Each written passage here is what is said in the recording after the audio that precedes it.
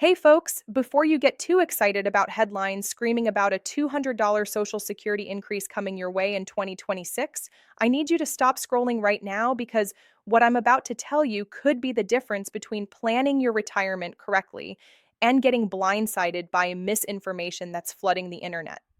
There are two major bills making waves right now, the rumored $200 increase and something called the SAFE Act.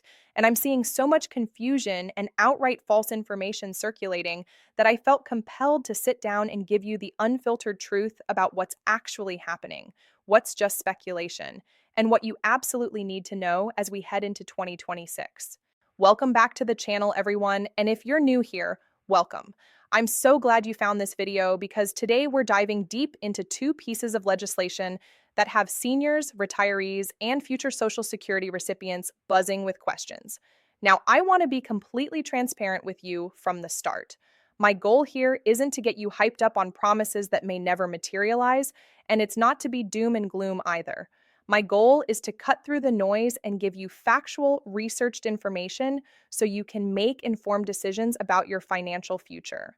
So if that sounds good to you, do me a favor and hit that subscribe button and turn on notifications so you don't miss any updates as this situation develops, because trust me, things are changing rapidly and you'll want to stay informed. Let's start with the elephant in the room, this $200 Social Security increase that everyone keeps talking about. Now I'm going to be straight with you. As of right now, there is no official legislation that has been passed guaranteeing every Social Security recipient a flat $200 increase in 2026. Let me repeat that because it's important. There is no law on the books right now that says everyone getting Social Security is getting an automatic $200 boost added to their monthly check in 2026. But here's where things get interesting and where the confusion is coming from. What we do have is the standard cost of living adjustment, or COLA, that Social Security recipients receive annually. This is an automatic increase that's designed to help benefits keep pace with inflation. For 2025, Social Security recipients received a 2.5% COLA increase. Now, for 2026, the projections are still being calculated, but early estimates suggest the COLA could be somewhere in the range of 2.5 to 3%, depending on inflation data throughout 2025. For someone receiving the average Social Security benefit of around $1,900 per month, a 2.5% increase would translate to roughly $47 to $50 more per month. A 3% increase would be closer to $57. You can see that's nowhere near $200. So, where does this $200 figure come from? Well, there have been various proposals and bills introduced over the years by different legislators suggesting enhanced Social Security benefits. Some have proposed flat increases, others have suggested increasing the COLA calculation method, and others have talked about supplemental payments for certain vulnerable populations. The problem is that many of these proposals never make it past the introduction phase. They get talked about, they generate headlines, they circulate on social media, but they don't become law. What happens is people see a headline that says something like proposed $200 Social Security increase, and they interpret that as you're definitely getting $200 more, when in reality, it might just be one legislator's wish list that has zero chance of passing. Now, I don't want to completely dismiss the possibility of enhanced benefits because there are legitimate discussions happening in Congress about strengthening Social Security. There's recognition that many seniors are struggling with rising costs, particularly in healthcare, housing, and everyday expenses. Some proposals on the table include increasing minimum benefits for low-income seniors, adjusting how COLA is calculated to better reflect the actual expenses seniors face, and finding ways to shore up Social Security's long-term funding while also improving benefits. These are real conversations happening, but conversations and proposals are very different from enacted legislation. Here's what I can tell you with certainty about Social Security in 2026. You will receive the standard COLA adjustment based on inflation data. That's automatic and doesn't require any new legislation. Beyond that standard COLA, any additional increases would require new laws to be passed by Congress and signed by the president. Given the current political landscape and the ongoing debates about Social Security's funding challenges, Major benefit increases face significant hurdles. That doesn't mean they're impossible, but it means you shouldn't be planning your 2026 budget around a $200 increase that hasn't been officially enacted. Now, let's talk about the SAFE Act, because this is another piece of legislation that's generating a lot of attention and equally as much confusion. The SAFE Act, which stands for the Social Security and Fairness Act, is actually real legislation that has been introduced in Congress, unlike some of the more nebulous increase proposals floating around. This act specifically addresses something called the windfall elimination provision and the government pension offset, two rules that currently reduce Social Security benefits for certain public sector workers. Let me explain this because if you're affected by these provisions, the SAFE Act could have a significant impact on your benefits. The windfall elimination provision, or WEP, affects people who worked in jobs where they didn't pay Social Security taxes, typically certain government positions or jobs covered by alternative pension systems, but who also worked other jobs where they did pay into Social Security. Under current law, their Social Security benefits are reduced by a formula that's meant to prevent them from getting an unfair advantage. However, many people argue this formula is overly punitive and reduces benefits more than is fair. The Government Pension Offset, or GPO, affects spousal and survivor benefits. If you receive a pension from a job where you didn't pay Social Security taxes, your Social Security spousal or survivor benefits can be reduced by 2/3 of your pension amount. For many people, this completely eliminates their spousal or survivor benefits, even though their spouse paid into Social Security for years. The SAFE Act proposes to either significantly modify or completely eliminate both the WEP and the GPO. For the people affected by these provisions, we're talking about potentially hundreds of dollars per month in restored benefits. For some individuals, it could indeed mean getting close to that $200 increase people are hearing about, or even more in some cases. This is where some of the confusion might be coming from. Someone affected by WEP or GPO hears about the SAFE Act potentially restoring their benefits. That information gets simplified and spread, and suddenly it becomes everyone is getting $200 more from Social Security. Here's the current status of the SAFE Act. The bill has been introduced and has garnered bipartisan support, which is actually pretty significant. It has co-sponsors from both parties, which doesn't happen often these days. However, having support and actually passing are two different things. The bill needs to make it through committee, get voted on by both the House and Senate, and be signed into law. There are also concerns about the cost.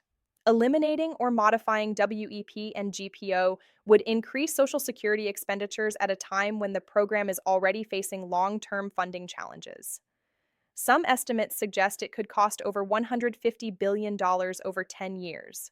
Supporters of the SAFE Act argue that WEP and GPO are fundamentally unfair and punish public servants like teachers, firefighters, and police officers who dedicated their careers to serving their communities.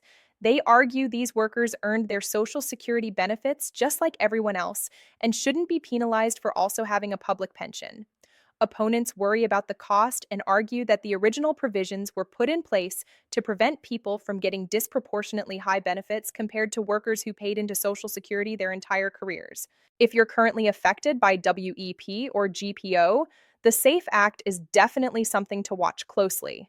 If it passes, it could significantly improve your financial situation. However, until it actually becomes law, you shouldn't count on it. Continue planning based on your current benefit levels. If the SAFE Act passes, consider it a wonderful bonus, but don't put yourself in a financial bind by spending money you don't have yet based on legislation that might not pass. For those of you not affected by WEP or GPO, the SAFE Act won't directly impact your benefits. This is important to understand. This isn't a universal benefit increase. It's specifically about correcting what many see as an unfairness in how certain public sector workers' benefits are calculated. So, where does this leave us as we head into 2026? Here's my advice. First, expect the standard COLA increase, which will likely be in the 2.5 to 3% range based on current projections. Second, if you're affected by WEP or GPO, Follow the SAFE Act's progress closely, but don't count on it until it's actually law. Third, be extremely skeptical of headlines and social media posts claiming guaranteed increases that sound too good to be true. Always verify information by checking official Social Security Administration sources or reputable news outlets. I also want to encourage you to think bigger picture about your retirement planning. Social Security is an important piece of the puzzle, but it was never designed to be anyone's sole source of retirement income. Whether you're already retired or planning for retirement, you need multiple income streams. That might include personal savings, retirement accounts like 401k plans or IRAs, part time work, rental income, or other investments. Don't put all your eggs in the Social Security basket, especially with all the uncertainty around the program's long term funding. Speaking of long term funding, it's worth mentioning that Social Security does face challenges. The trust fund is projected to be depleted sometime in the 2030s, at which point incoming payroll taxes would only cover about 70 to 80% of scheduled benefits unless Congress acts. This doesn't mean Social Security is going bankrupt or disappearing. It means that without changes, benefits might need to be reduced or taxes increased. There are numerous proposals for addressing this, from raising the payroll tax cap to gradually increasing the retirement age to means testing benefits. The point is, changes are coming to Social Security one way or another. The question is what those changes will look like and when they'll happen. For those of you receiving benefits now or expecting to receive them soon, you're likely in pretty good shape. The closer you are to retirement age, the less likely any major changes will affect you because politicians are generally reluctant to alter benefits for current retirees or those near retirement. If you're younger and retirement is decades away, be prepared for Social Security to potentially look different when you reach retirement age. All right, everyone, let's wrap this up. The truth about Social Security in 2026 is less dramatic than the headlines would have you believe. There's no guaranteed $200 universal increase coming to everyone's checks.